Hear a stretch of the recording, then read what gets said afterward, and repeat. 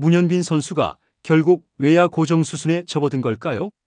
한화 이글스가 내야 자원으로 키우던 문현빈을 외야수로 기용하면서 포지션 변화에 대한 궁금증이 커지고 있습니다. 이와 관련된 소식 자세히 정리해 드리겠습니다. 시청하시기 전에 구독과 좋아요 눌러주시면 영상을 만드는 데 많은 힘이 됩니다. 문현빈이라는 이름만 들어도 벌써부터 기대감이 먼저 떠오르실 텐데요. 그도 그럴만한 게 이 선수 고등학교를 갓 졸업하고 입단하자마자 신인 티도 안 나는 활약을 보여줬거든요. 2023 시즌 기억나시죠? 고졸 신인임에도 불구하고 무려 137경기에 출전해서 타율 2할 6푼 6리 3자릿수 안타를 쳐냈습니다. 홈런도 5개나 때려냈고요. 49타점에 도루도 몇 개 더해주면서 그야말로 화려한 신고식을 치렀다고 볼 수 있는데요. 이쯤 되면 한화가 괜히 2라운드 11순위로 지명한 게 아니었구나, 이런 생각 자연스럽게 들지 않으셨을까 싶습니다. 하지만 문현빈 선수는 화끈한 타격 실력과는 다르게 수비 포지션에서는 아직 자리를 못 잡고 있다는 평가가 계속 따라붙었는데요. 내야냐 외야냐, 2루냐 3루냐 중견수냐, 그때그때 팀 사정에 따라 옮겨 다니는 모습이 조금 아쉬웠던 것도 사실입니다. 그런데 최근 들어 한화 이글스가 문현빈의 수비 포지션을 외야수, 특히 중견수로 사실상 고정하려는 움직임을 보이고 있는데요. 김경문 감독이 직접 언급까지 하면서 이건 단순한 실험이나 테스트가 아닌 올 시즌부터 본격적인 외야 수비 기용을 염두에 둔 결정으로 읽히고 있습니다. 그렇다면 도대체 무슨 일이 있었던 걸까요? 한화는 왜 지금 이 시점에서 문현빈을 외야수로 고정하려는 걸까요? 그리고 팬들이 기대했던 내야수 문현빈은 이제 더는 볼 수 없는 걸까요? 문현빈 선수가 원래는 내야수였다는 거 많은 분들이 알고 계실 텐데요. 특히 유격수 출신이라는 점에서 한화 입단 당시부터 이 친구 앞으로 내야의 중심을 맡아줄 자원이다, 이런 기대가 상당히 높았던 것도 사실입니다. 그런데 막상 프로에 들어와서는 이 포지션이란 게 말처럼 쉽지가 않더라고요.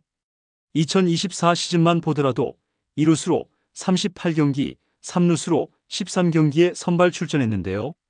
문제는 한화 내야에 이미 자리를 잡고 있는 믿을만한 선수들이 있다는 점이었습니다. 2루에는 베테랑 안치홍 선수가 버티고 있죠. 올해로 30대 중반을 향해 가고 있지만 경험과 수비 안정감은 아직도 팀 내 최고 수준입니다. 게다가 젊은 황영묵이라는 자원도 2024년 입단 이후 빠르게 성장하면서 점점 기회를 얻고 있는 상황이고요. 3루는 말할 것도 없죠. 홈런왕 출신 노시환이 중심을 꽉 잡고 있습니다. 이런 상황에서 문현빈이 매경기 내야 포지션으로 선발 라인업에 꾸준히 이름을 올리기란 현실적으로 어려운 부분이 있었습니다. 그렇다고 문현빈을 벤치에만 앉혀두자니 그건 또 팀 입장에서도 너무 아까운 자원이었죠. 타격만 놓고 보더라도 이 선수가 얼마나 뛰어난지 잘 아실 텐데요. 2024 시즌 기준 103경기에 나와서 타율 2할 7푼 7리에 홈런 5개, 타점 47개를 기록했는데요. 이게 끝이 아닙니다. 올해 2025 시즌 들어와서도 시즌 초반부터 폭발적인 타격감을 보여주고 있습니다.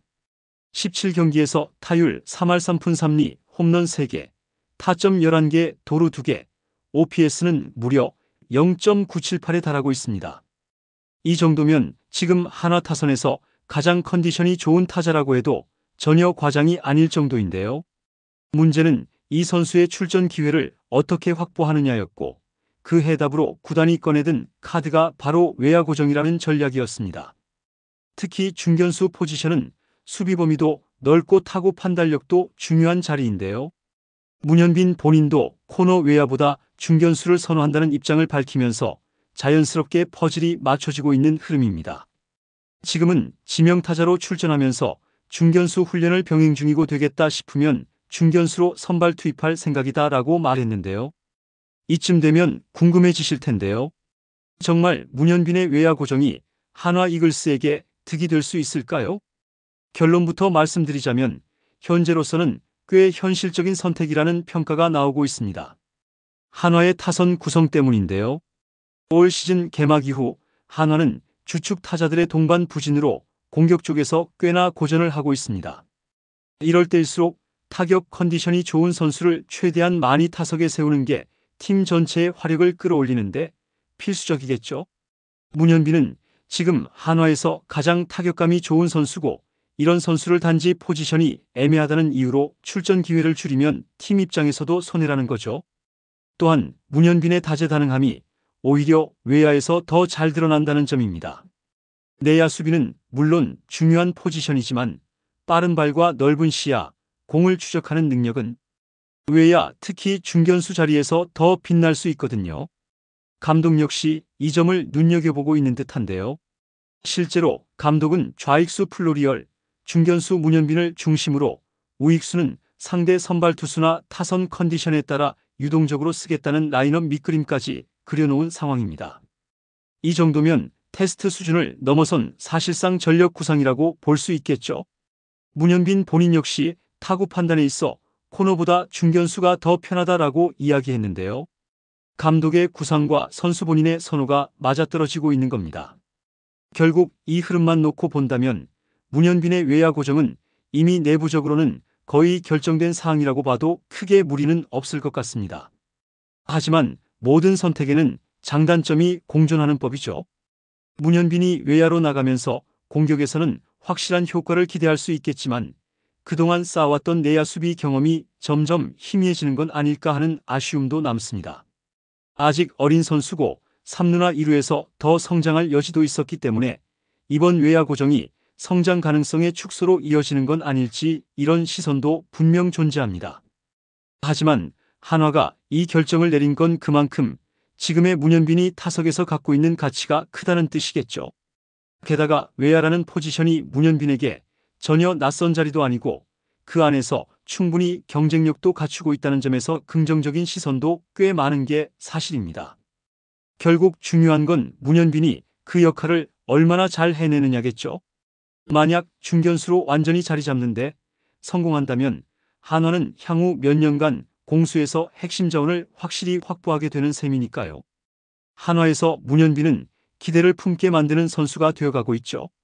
이제는 외야에서 어떤 그림을 그려낼 수 있을지 지켜보는 재미가 더 커질 것 같습니다. 문현빈의 외야 고정 정말 잘된 선택일까요?